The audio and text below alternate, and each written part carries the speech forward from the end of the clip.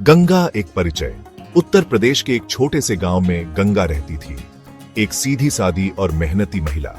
उसका जीवन साधारण था, खुशियों से भरा हुआ। फिर उसकी शादी रामू से हुई। रामू एक किसान था। गंगा को लगा था कि उसकी जिंदगी खुशियों से भर जाएगी, लेकिन किस्मत को कुछ और मंजूर था। शादी के कुछ साल बाद ही गंगा को एहसास हुआ कि उसकी जिंदगी एक अलग ही मोड़ लेने वाली है। उसे समझ नहीं आ रहा था कि अचानक उसकी जिंदगी इतनी कठिन क्यों हो गई है। गंगा ने एक के बाद एक दो बेटियों को जन्म दिया। गांव में बेटियों का जन्म एक अभिशाप माना जाता था। लोग बेटे की चाह में तरह तरह की प्रथाएं करते थे।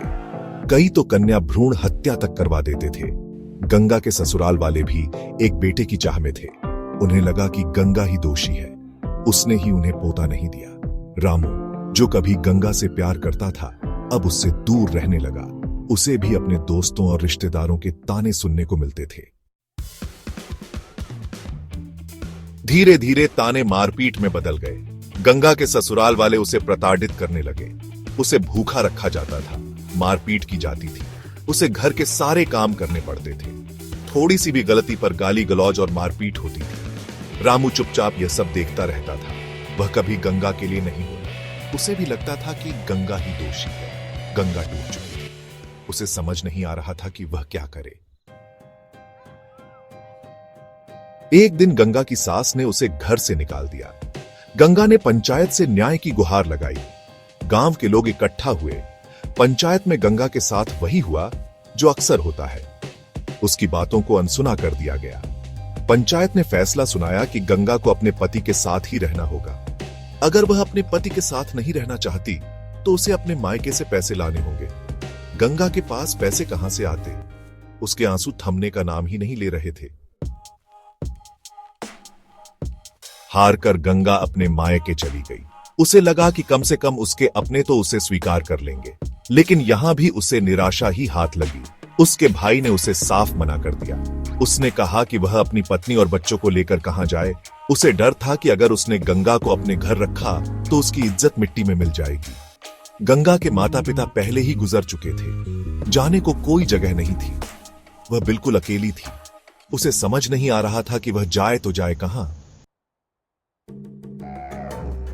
गंगा ने ठान लिया कि वह हार नहीं मानेगी। वह अपनी बेटियों के लिए जिएगी, उनकी परवरिश करेगी, उन्हें पढ़ाएगी, ताकि उन्हें कभी उसके जैसा जीवन न जीना पड़े। वह गांव गांव जाकर लोगों के घर काम करने लगी। कभी मजदूरी करती, कभी भीख मांगती। धीरे धीरे उसने अपनी बेटियों को पालना शुरू किया।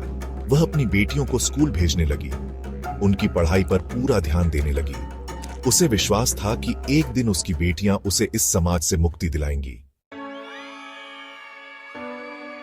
आज गंगा की दोनों बेटियां पढ़ लिखकर अपने पैरों पर खड़ी है। एक बेटी टीचर है तो दूसरी नर्स। दोनों ने मिलकर गंगा को अपने पास रखा है, उसकी देखभाल करती है। गंगा की कहानी उन लाखों महिलाओं की कहानी है जो आज भी हमारे समाज में प्रताड़ना और अन्याय का शिकार हो रही है। यह कहानी हमें यह सोचने पर मजबूर करती है कि आखिर कब तक हम महिलाओं के साथ ऐसा होते हुए देखते रहेंगे। कब तक हमारी बेटियां असुरक्षित रहेंगी। हमें समाज की इस सोच को बदलना होगा। लड़कियों को बोझ नहीं, वरदान समझना होगा। उन्हें शिक्षित बनाना होगा ताकि वे अपनी जिंदगी अपनी शर्तों पर जी सके।